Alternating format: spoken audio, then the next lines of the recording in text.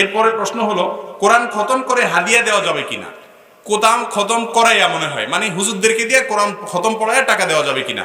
দেওয়া যাবে, এতে কোনো অসুবিধা কিচ্ছু নাই। কারণ এই মাসআলা আমার হুজুর জাতীয় মানুষের ফায়দা আছে, আমি সেটাই বলতেছি। দেয়া যাবে, এতে লাভও হবে, তবে লাভটা যে দিবে তার হবে না, যিনি কোরআন তেলাওয়াত করলেন তারই হবে।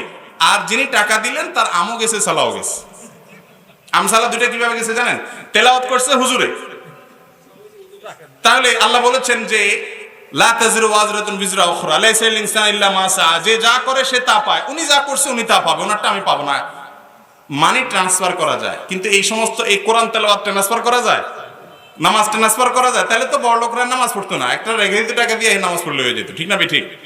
অতএব হুজুর তেলাওয়াত করলে হুজুরের লাভ হইলো, আবার হুজুরের হাদিয়াও দিলাম, তাহলে হুজুর আপনার বাড়িতে এসে তেলাওয়াত করলো, তেলাওয়াতের সওয়াবের টাকাটাও পাইলো সে, খাইলো সে, আপনার আমসালা সবই গেল। কথা কি বুঝাতে পারছি?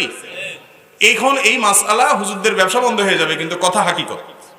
তেলাওয়াত যারটা সেই করতে হবে, টাকা দিয়ে তেলাওয়াত হয় না।